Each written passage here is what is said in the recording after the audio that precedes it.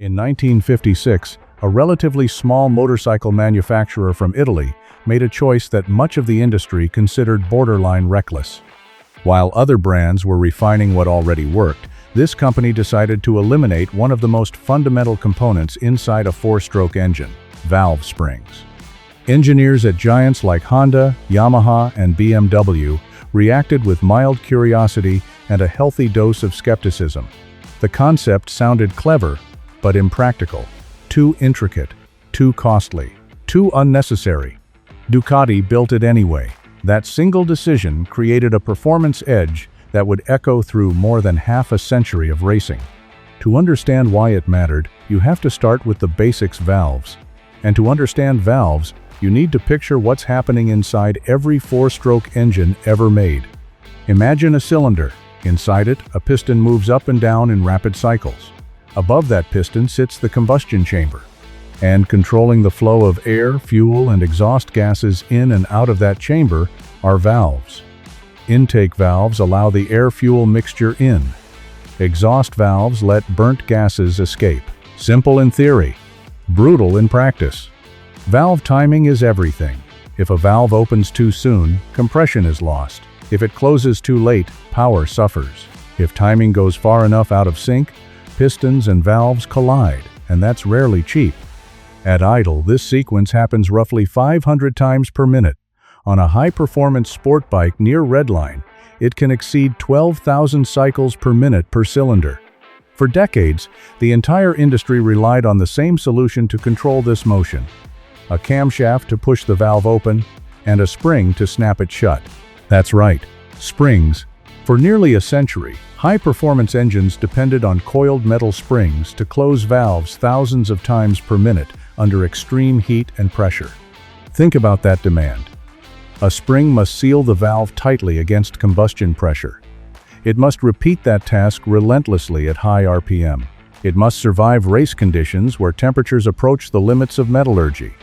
And springs, by nature, don't love that job. At high engine speeds, a phenomenon known as valve float occurs. The spring cannot close the valve quickly enough. Instead of tracking the cam precisely, the valve begins to hover, neither fully open nor fully closed. Power drops, efficiency declines. Push it further, and the piston may strike a partially open valve. The solution seems obvious: use stiffer springs. But stronger springs introduce new issues. They increase stress on the camshaft. They add friction. They demand more power just to operate the valve train. And most importantly, springs fatigue over time.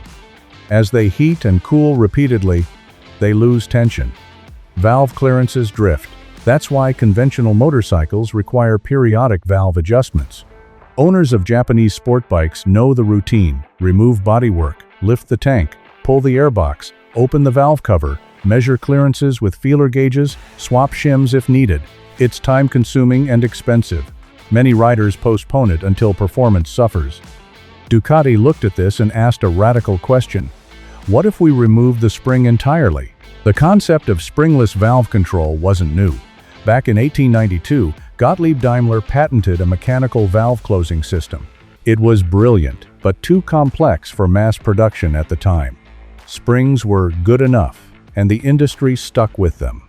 But Ducati didn't want good enough. In the early 1950s, Ducati was still establishing itself. It didn't have a dominant racing pedigree. It needed something distinctive, something bold. Enter Fabio Taglioni. Taglioni disliked the compromises springs imposed. He believed there was a better way. His solution was the Desmodromic system, a name derived from Greek roots meaning controlled motion. Instead of one cam and a spring, Taglioni designed a system using two cams per valve, one to open it and one to close it. Pure mechanical control in both directions. In practical terms, the system uses two rocker arms. The opening rocker presses the valve downward when the cam lobe rotates into it. The closing rocker, positioned beneath a collar on the valve stem, pulls the valve shut when a separate cam profile engages it. No spring tension, no guesswork, no reliance on stored energy snapping back into place. The cam dictates both movements. Open means open, close means close. Taglioni's first Desmodromic prototype appeared in 1954. 2 years later, Ducati raced it at the Italian Grand Prix in Monza and won decisively. The engine could rev higher than competitors without suffering valve float. It maintained control at speeds that troubled spring-based engines.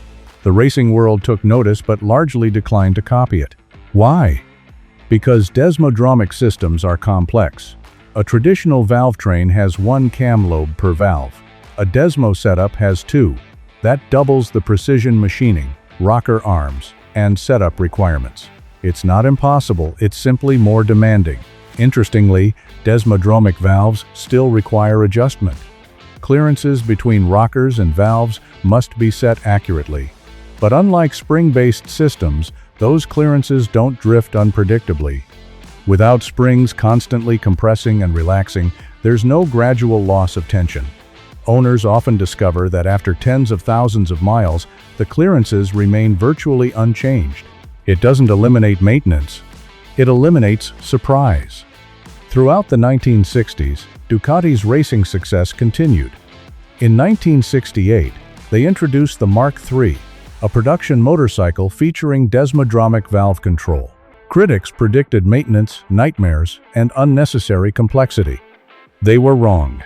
The engine proved durable, free revving, and mechanically precise. Riders also noticed something unexpected: quietness.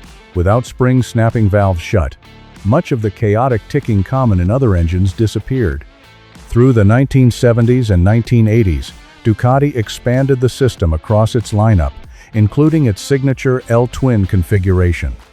Racing dominance followed. By the late 1980s and 1990s, Ducati superbikes became legends. Between 1990 and 2010, Ducati claimed 14 World Superbike Manufacturer Championships. Against vastly larger competitors, the small Italian firm remained competitive, often superior. Part of the advantage was mechanical. Desmodromic control allowed sustained high RPM without float, but part of it was philosophical. Ducati engineers designed engines, assuming the valve train would not be the limiting factor. Other manufacturers designed around spring limitations. Different starting assumptions lead to different engineering paths. Ownership tells another story.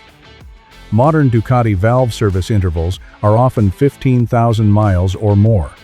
While adjustment involves measuring both opening and closing clearances, and occasionally replacing rocker components rather than shims, the intervals are not unusually frequent, and many checks reveal no adjustment needed.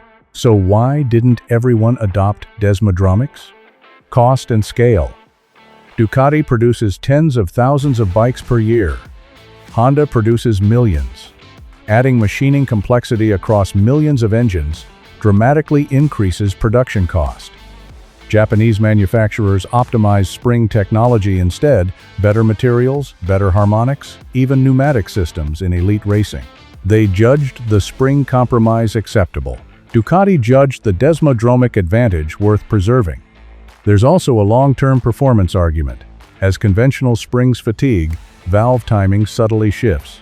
Over tens of thousands of miles, performance can drift. A Desmo system maintains its geometry far more consistently. For short-term owners, it may not matter. For racers and long-term enthusiasts, it can. This difference contributes to Ducati's unique identity. The company has never chased simplicity for its own sake. It embraces complexity when it serves performance. That mindset shapes everything from engine architecture to chassis design. Start a Ducati and you hear it, the distinctive mechanical tone, especially on older models with dry clutches. It's not better or worse than an inline-4 scream. It's unmistakable. Modern machines continue the tradition. Superbikes like the Ducati Panigale V4 use Desmodromic V4 engines, producing over 200 horsepower. Ducati's MotoGP machines still rely on the same principle developed decades ago. At the absolute pinnacle of racing, Ducati remains committed to mechanical valve closure. Visit the Ducati Museum in Bologna, and you can trace the lineage from Taglioni's early prototypes to championship-winning superbikes. It's a story of stubborn engineering conviction, of refusing to accept good enough. As the industry slowly transitions toward electric motorcycles, machines without valves at all, the debate may eventually fade. But as long as internal combustion engines spin at 12,000 revolutions per minute and beyond, the challenge remains the same. How do you control a valve precisely at extreme speed? Springs or certainty? In 1956, Ducati chose certainty. And 70 years later, that decision still defines the brand.